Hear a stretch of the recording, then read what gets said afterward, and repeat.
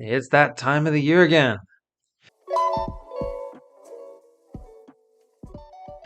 It's that time of the year where all the interns and summer students post, I hate my internship. I don't have anything to do at my co op. My supervisor never gives me tasks. So I wanted to give some pointers on how to get by during an internship while still feeling productive, since I was also a student that went through this with multiple companies. I will talk with regards to project engineering and consulting work. First one, I don't have any work. Full-time employees aren't willing to teach complicated things to interns when they can do it on their own in a fraction of the time it take you. This is just more efficient. The time that they spend teaching and explaining things to you may cut into their own busy work as well, so they'd have to make up for it later on. Instead, you can read through design manuals, look up online training courses for software your organization uses, like if you work in project engineering, maybe spend time learning Civil 3D or AutoCAD.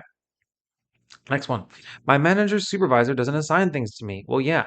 Oftentimes, these managers and supervisors are also full time engineers. They have to make complicated designs, write up long and tedious reports, attend multiple meetings, and then at the end of the day, sign off on certain projects. Interns are the least of their worries. Instead, you can walk around your office organization and make small talk with other coworkers or trainees, ask what projects or tasks they're working on, and ask if they need some assistance or have any grunt work they can lay on you. Even if they don't, it's nice to kill some time and learn what people in your organization actually do.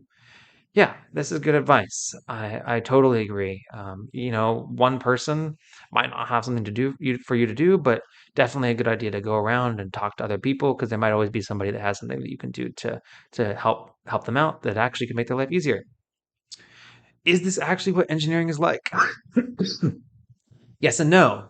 Yes, there's often a point in the working year that deliverables or proposals have been sent out, and you have to wait for a sign off or for higher ups to review your work before they publish a final draft.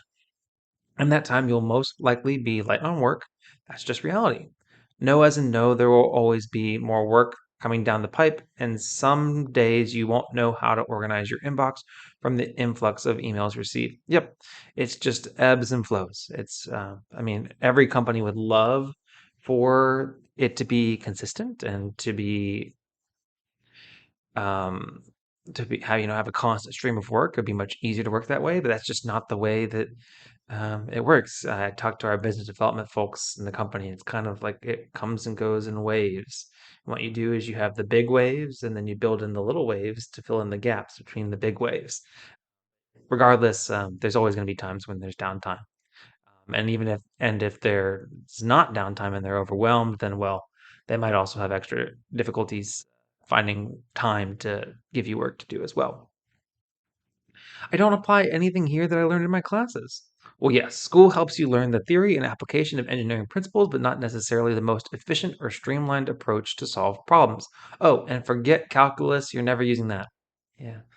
This is why it's key to learn things like Excel, structural analysis, software like SAP, GIS, CAD, etc.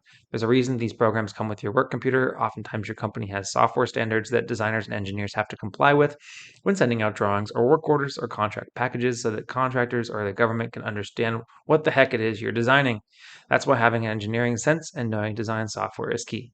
Yeah, you'll apply the theory and general concepts that you learned in your classes, but yeah, you won't be solving free body diagrams in the same way. Well, maybe you will, but for the most part, you won't be solving free body diagrams or finding the torque like you would be in your typical classes. So, and they go on to say, if all else fails, just kill time scrolling through Reddit and like you are now. It's only one summer, guys, and I'm assuming that you're all getting paid.